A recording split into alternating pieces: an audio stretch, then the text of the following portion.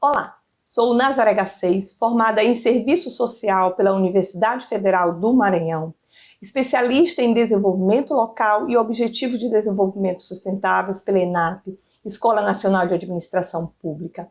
Atuei como gestora pública em 2 gestões consecutivas, 2013 a 2016, 2017 a 2020, como gestora pública da pasta da assistência social no município de São Luís, capital do estado do Maranhão.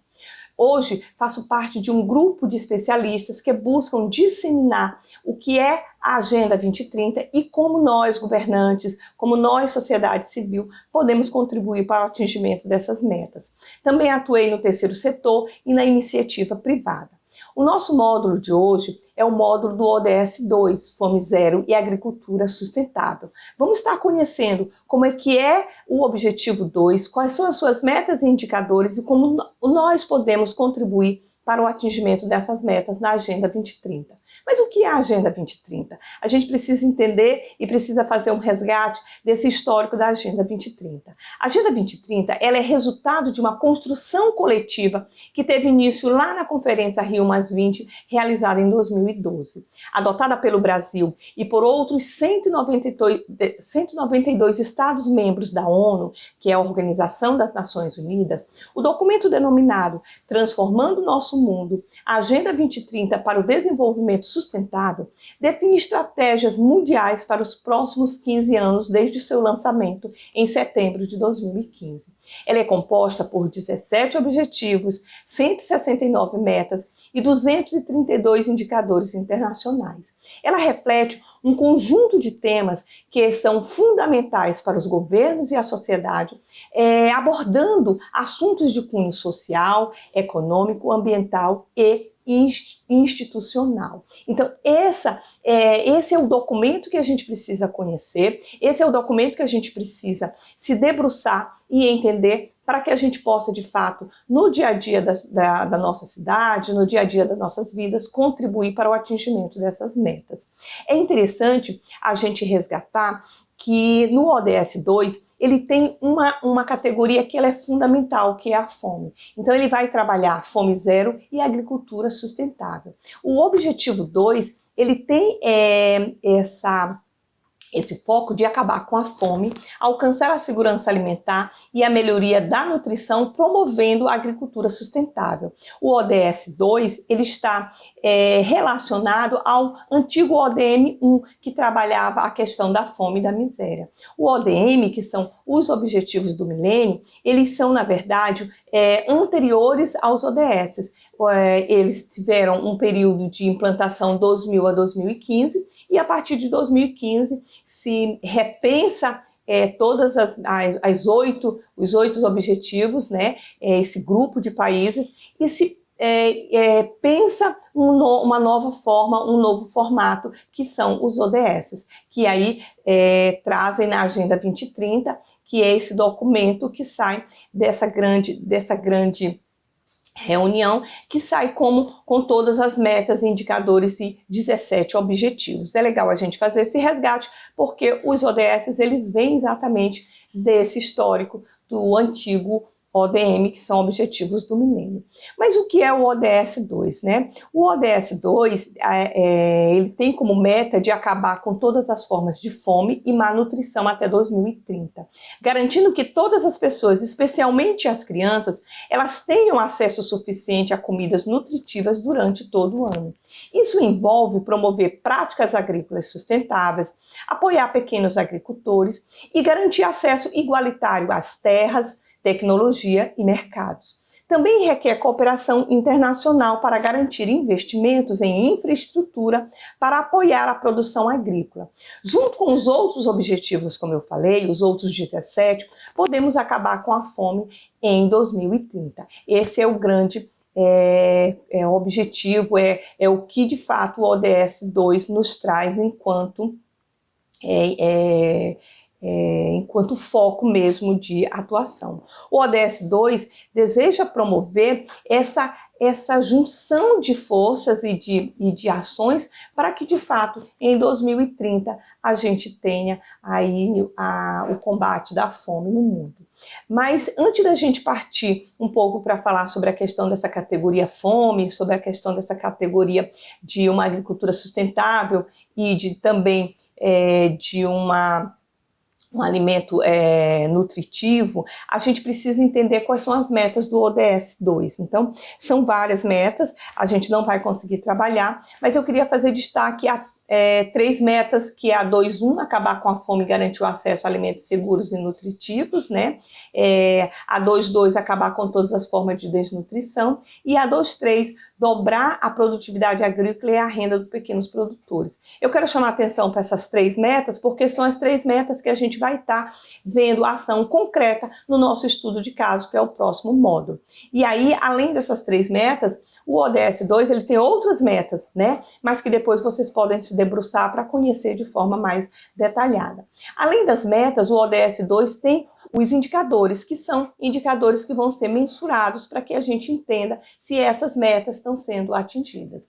E aí, eu também quero ressaltar alguns indicadores, porque são em torno de 14 indicadores, não dá para a gente trabalhar todos, mas eu queria destacar o 2.1.1, que é a prevalência da subalimentação, queria destacar o 2.2.1, que é a prevalência de atrasos no crescimento de crianças com menos de 5 anos de idade. Por quê? Porque esses indicadores, eles estão diretamente relacionados ao nosso estudo de caso. A preocupação de termos assegurados a essa população de crianças até 5 anos uma alimentação saudável e nutritiva. Porque o direito à alimentação, ele é algo que ele vem bem antes, né?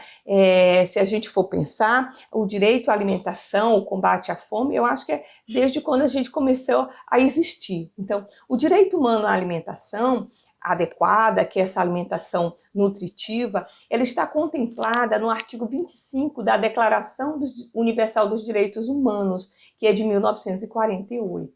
No Brasil, especificamente, ela é resultante de um amplo processo de mobilização social que, em 2010, busca e aprova uma emenda constitucional, que é a emenda 64, que inclui a alimentação no artigo 6º da Constituição Federal, que é a Constituição Cidadã, né, que é a Constituição de 1988. E aí a gente já tem, né, assegurado dentro da Constituição esse direito à alimentação nutritiva, à alimentação adequada. Mas trazendo um pouco agora para a reflexão da questão da fome, para essa análise do ODS 2, a gente precisa entender que a fome é um dos aspectos que podem estar associados à pobreza. Quando a gente estudou o ODS 1, que é a erradicação da pobreza, a gente vai ver essa interligação muito, muito estreita do ODS 1 com o ODS 2. Embora a gente saiba que os 17 objetivos, eles são uma cadeia, eles se relacionam o tempo todo. Então, o município, o gestor público que buscar a agenda e começar a enxergar as suas peças orçamentárias, as suas ações cotidianas, os seus projetos, os seus programas, ele vai ver que precisa enxergar essa cadeia completa dos 17 objetivos. Então, como eu falei, a fome é um dos aspectos que podem estar associados à pobreza, como se observa na meta 2.1. Assim, o ODS 2 tem uma característica complementar ao ODS 1.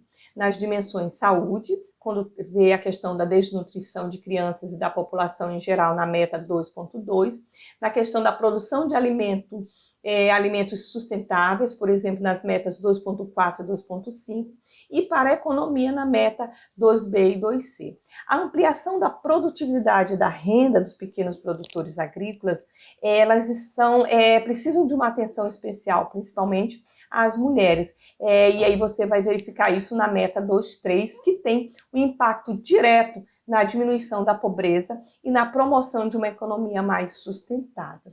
Então é interessante, quando a gente trabalha o ODS 2, pensar segurança alimentar e pensar agricultura sustentável. Essas duas coisas elas vão precisar caminharem paralelamente. Então, o que é sistema sustentável de produção? São sistemas agropecuários com baixa emissão de carbono, baixo uso de insumos externos, adequados ambientalmente e que permitem a manutenção da produtividade do solo para a atual e futuras gerações. E aí a gente tem vários exemplos, como a agricultura orgânica, a agricultura agroecológica, enfim. Depois, isso são coisas que a gente pode estar trabalhando especificamente. São sistemas que visam atender a 3 requisitos fundamentais: ser economicamente viável, ambientalmente correto e socialmente justo. Então, quando a gente pensa numa agricultura sustentável, a gente tem que pensar essas 3 dimensões. E o outro lado que a gente precisa entender é a questão da segurança alimentar e nutricional, que consiste na realização do direito de todos ao acesso regular, permanente, a alimentos de qualidade e em quantidade suficiente, sem comprometer o acesso a outras necessidades essenciais, tendo como base práticas alimentares promotoras de saúde que respeitem a diversidade cultural e que sejam ambiental, cultural, economicamente e socialmente sustentáveis. Então, quando a gente pensar o ODS 2, a gente tem que pensar essas 2 categorias que são fundamentais: um sistema de produção sustentável e um sistema de segurança alimentar e nutricional adequado. Uma coisa, ela precisa se complementar, uma coisa depende da outra. Eu não posso ter um sistema alimentar e nutricional implantado sem pensar numa produção sustentável. E aí é interessante que a gente veja que o que é essas práticas agrícolas sustentáveis, né?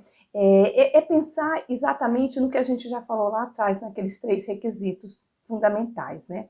Mas o ODS, ele pensa que somente com práticas sustentáveis, por meio de um apoio à agricultura familiar, do acesso equitativo à terra, à tecnologia, ao mercado, é que a gente consegue, de fato, dar essa visão de sustentabilidade e de produtividade agrícola adequada. As metas, elas se propõem até 2030 acabar com a fome e garantir o acesso de todas as pessoas, em particular os pobres e as pessoas em situação de vulnerabilidade social, incluindo crianças, né, nessa questão do acesso ao alimento seguro, nutritivo e suficiente durante todo o ano. Então, é interessante a gente focar nessa preocupação de ter uma alimentação nutritiva adequada, mas de também ter uma prática agrícola sustentável. E aí as pessoas sempre ficam, mas como é que eu, pequeno produtor, né, como é que eu, no meu dia a dia, enquanto produtor, posso pensar essas práticas agrícolas sustentáveis? É você pensar em adotar práticas que consistem em ações que protejam o meio ambiente e que promovam o lucro, né? Além disso, são práticas que elas precisam ser pensadas de forma ética, porque o desenvolvimento ele precisa vir tanto para quem produz quanto para quem usufrui, né? Estar dentro daquele ambiente produtivo, né? Que são as comunidades. Logo, as práticas elas apresentam e precisam apresentar resultados positivos tanto para a empresa quanto para a sociedade. A agricultura sustentável ela é aquela que respeita o meio ambiente, é justa do ponto de vista social e consegue ser economicamente viável. A agricultura ela precisa, na verdade, garantir que as gerações futuras elas tenham a mesma capacidade de produção e pensando na qualidade de vida do planeta. Então, toda vez que eu pensar uma agricultura sustentável, eu preciso pensar desta forma de produção.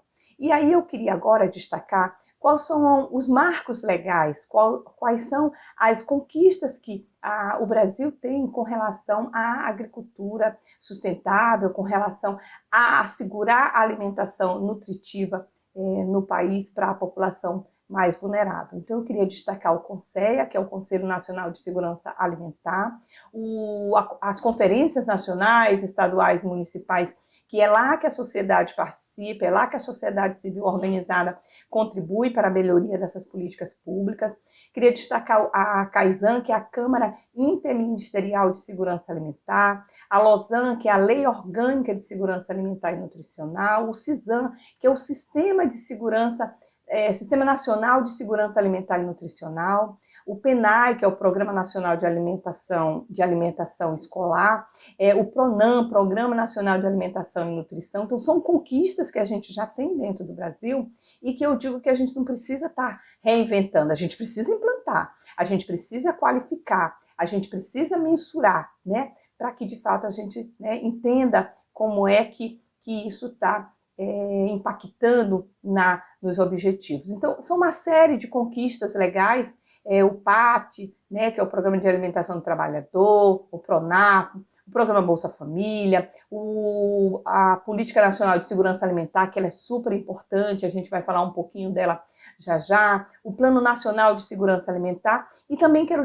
destacar o PAA, que eu vou estar falando para vocês dele aí dentro da Política Nacional, mas que é um programa, que é o Programa de Aquisição de Alimentos, que é o programa que é o meu estudo de caso, que é o nosso estudo de caso concreto dentro dos municípios.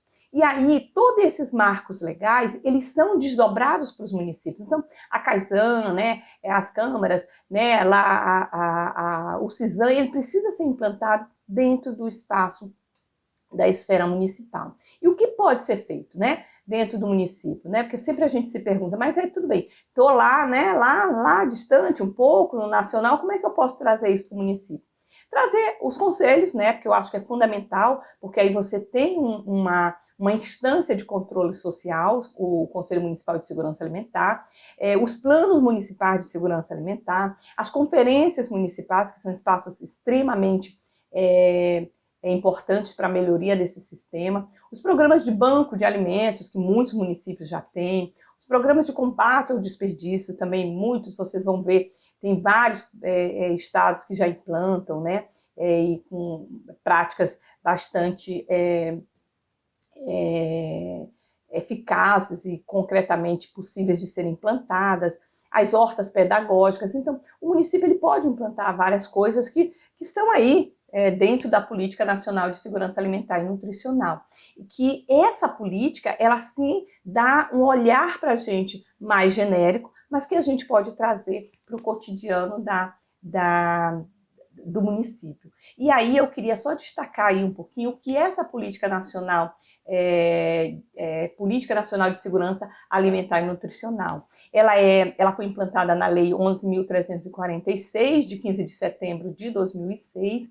Ela cria um Sistema Nacional de Segurança Alimentar, que é o CISAM, que a gente, né, até mencionei para vocês, que tem um objetivo geral de promover a segurança alimentar e nutricional, bem como assegurar o direito humano à alimentação adequada em todo o território nacional.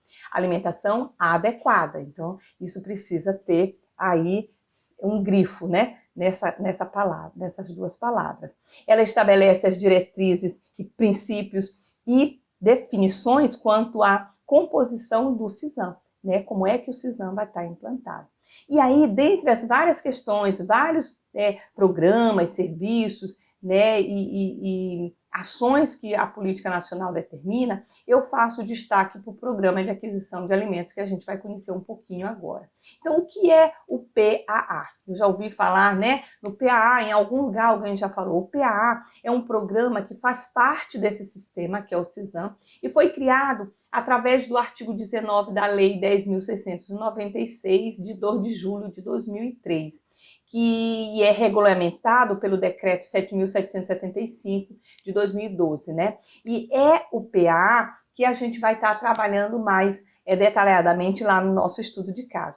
Mas o que é, em linhas gerais, o Programa de Aquisição de Alimentos? Ele é um programa que o município ele pode aderir, ele recebe recurso para implantar, mas ele tem um grande objetivo, que é o de trabalhar a questão da produção de alimentos, da compra dessa produção pelo poder público e distribuir esses alimentos para os vários serviços, para a rede socioassistencial, para as pessoas que de fato precisam dessa alimentação. O programa ele tem 6 modalidades e aí a gente, em São Luís do Maranhão, e vocês vão ver isso lá no nosso estudo de caso, a gente adota a primeira modalidade, que é a compra com doação simultânea, na qual o público consumidor são as populações em situação de risco alimentar, atendidas pela rede de proteção social dos municípios, dos estados e municípios brasileiros. Mas aí tem as outras modalidades, como a compra institucional, como o PA Leite, que ele é específico para as creches, onde eu falei da preocupação lá com as crianças de até 5 anos. Ele também tem a modalidade da compra direta, da formação de estoques e da aquisição de sementes. Então, são modalidades que depois vocês podem se debruçar e conhecer mais detalhadamente. Eu queria agradecer e dizer que a gente vai estar conhecendo um pouquinho melhor do PAA no nosso módulo da prática. Até a próxima!